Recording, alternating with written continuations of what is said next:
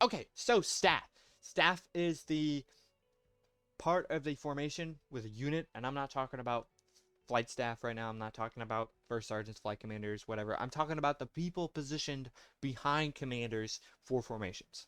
Usually, this is the adjutant or the deputy commander posted alongside their commanding person, whether it be the squadron commander or the group commander. So, what is composed? So, the squadron is the smallest formation in which a staff can be posted, and it's usually unusual for a squadron to post with their squadron staff.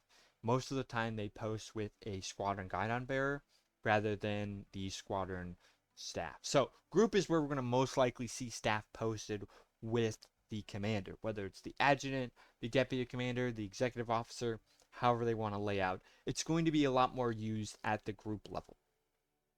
Now, when staff post with a commander, they're going to post and form a line 1.5 paces to the rear of the commander.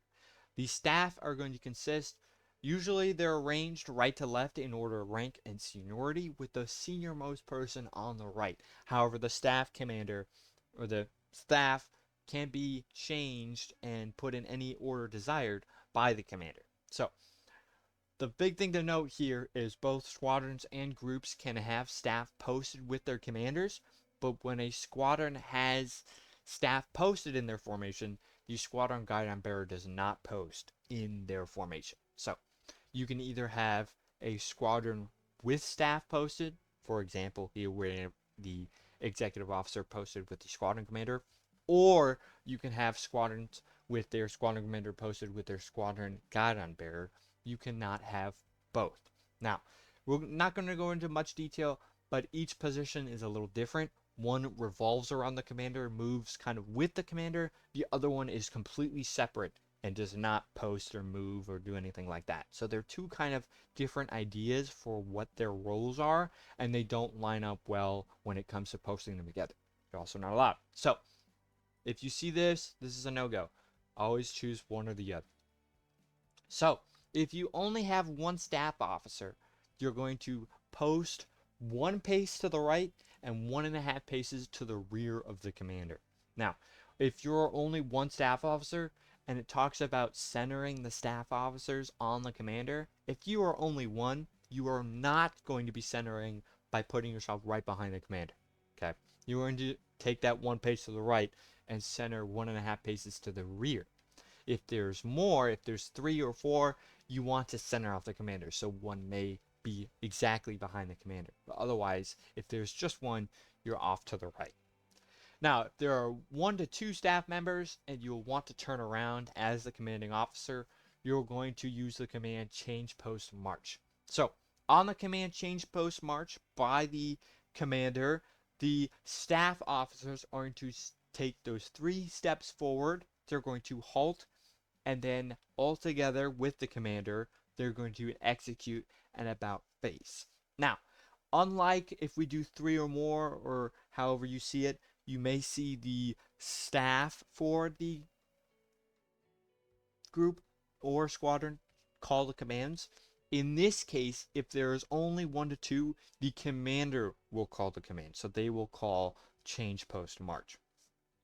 However, if there's 3 or more staff, then the staff themselves will be calling the commands for turning themselves around, with just the commander turning around. So the commander doesn't necessarily call a change post march.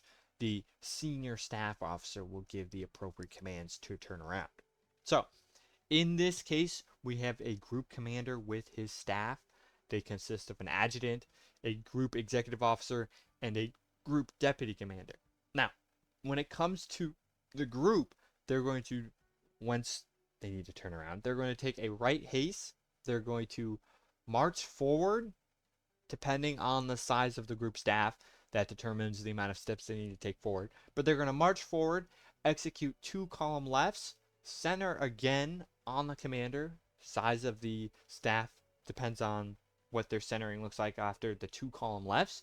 But in this case, if there's 3, there's going to be 1 behind the commander, 1 in front, and 1 to the left, right? Kind of what we have here, but just mirrored. And if there was 4 or 5, they would want to make sure to center themselves with 2 behind, right? So it depends on the size really here for those appropriate counts and steps for this turnaround. How's it going to look though? So we have a squad or group here with its group staff posted.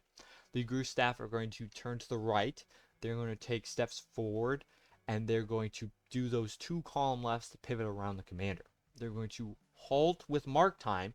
So they're going to start mark time, then they're going to halt, and then finish the movement to turn all the way around. So altogether, that's kind of counterclockwise spin. Depends on the size of the staff posted, how many steps out and around. They'll kind of make more of a rectangle than they will a box around the commander.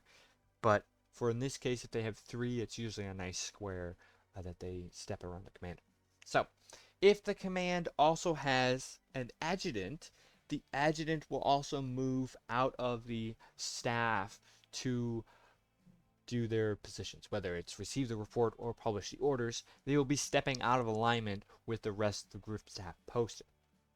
Now, in order to do this, most of the times I recommend keeping it how it is by having the most senior officer to the right and keeping your adjutant, who should be all knowledgeable when it comes to drill and ceremonies, all the way to the right. That way, when they step out, they can follow the diagrams and do the 45-degree pivot to the left. However, if your commander or you as the designee has had the staff kind of switched, posted in a different order, you're going to then use a similar route here, whether it be turning to the right instead. But just remember to post in front of the commander and then return to your post in the same order that you went to place yourself. So altogether, if we're here in an adjutant normal formations with groups, our adjutant's going to then step forward, pivot 45 degrees to the left until they are in front of the commander, turn 45 degrees to the right, and then halt.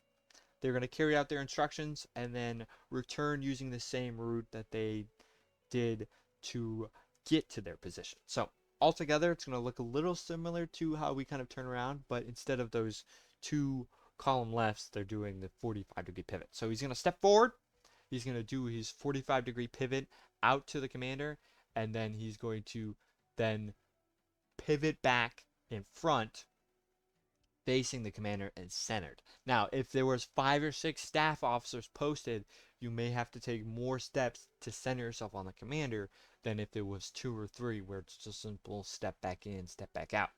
So returning to your position, returning to your post, you're going to turn around, do the same left 45-degree pivot, and then step forward 45-degree pivot to the right to return to your position, going along the right side of the commander. So you return the same way you post. When it comes to kind of overall recap, so the squadron is the lowest level that we can have group staff posted. If group staff are posted at the squadron level, the guidon bearer is not posted with them, so it's one or the other. And if we choose to have a adjutant, that we want to make sure that the adjutant is to the right if possible. Otherwise, the adjutant will have to make note how to post and retrieve from their position. But the staff orders usually are arranged with the senior-most officer to the right. And that is how you post with squadron staff.